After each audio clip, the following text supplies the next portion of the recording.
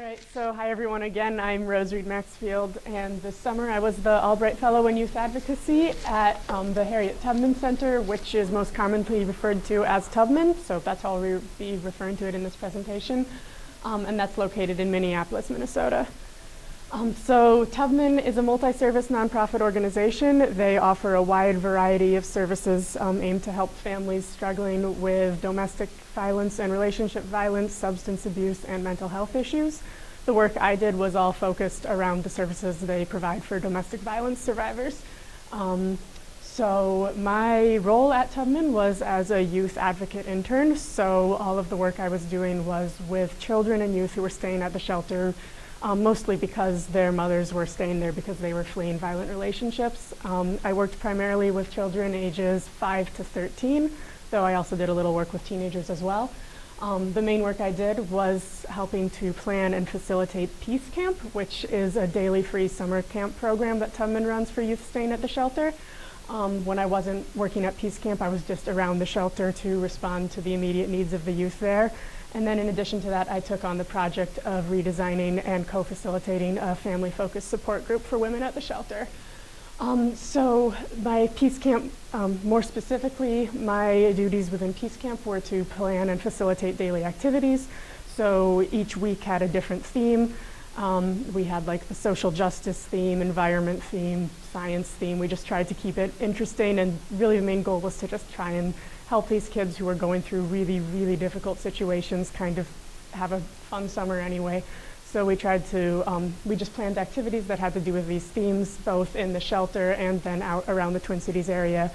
So for example, we got to take them to the sculpture garden outside the Walker, which is what the cherry and the spoon picture is from, but they were disappointed that they couldn't climb on the sculptures. So, but yeah, so I organized and chaperoned field trips as well, and then also facilitated incident reports and crisis response procedures, which unfortunately was a thing that did happen a fair amount at the shelter. It was just a very kind of high stress, intense situation where fights would break out pretty frequently between children there.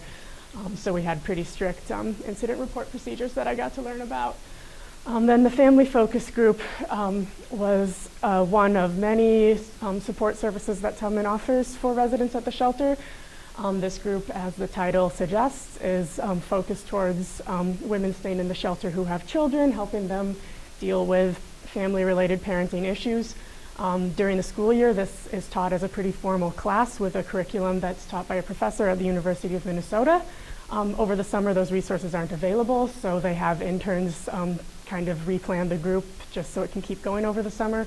So that was my main project. I had to restructure the curriculum to fit the specific needs of the group. There were a lot of ways about the way the curriculum was structured originally that it didn't really make sense with a shelter population, so that just involved a lot of changing things. And then I also planned discussion topics for the weekly meetings, activities, questions, stuff like that, and then co-facilitated the meetings as well. So there were a lot of highlights and a lot of things that were really challenging for me about this experience. I think the things that I learned the most and that were the most rewarding was just being able to feel like I was actually making a difference in a lot of people's lives. If I had time, I could tell you countless anecdotal stories, but I will not for time's sake. And then just also having opportunities to play and have fun. So this was most of the time, this was very intense, high stress work.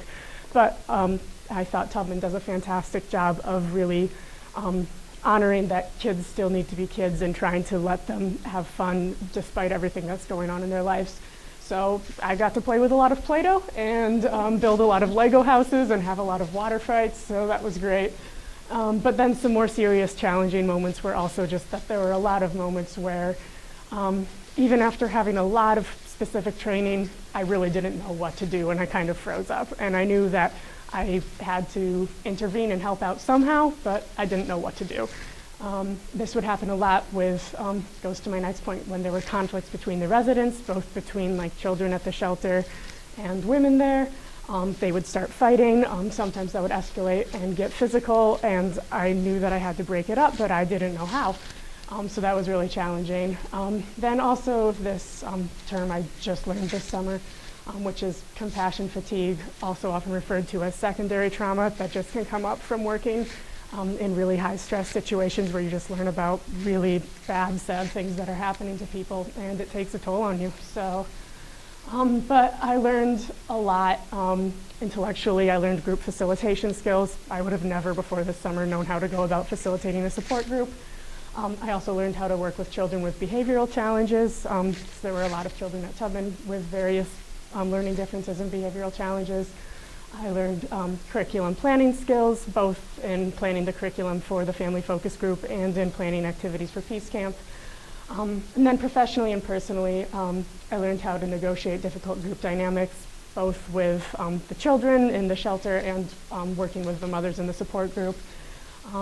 I learned how to respond to crisis situations. So I talked in the last slide about the kind of, oh no, what do I do moments, but those happened less and less as the summer went on, or they still happened, but I started to know what to do, so that was really rewarding.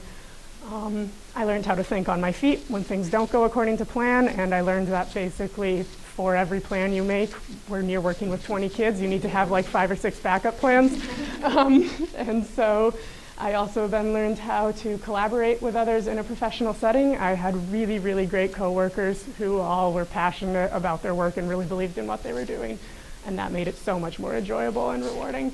I felt that all of these skills I learned will not only help me be able to get a job in this area if that's what I choose to do after graduation, but also once I get into that work environment, having that experience will help me so much with doing that sort of work.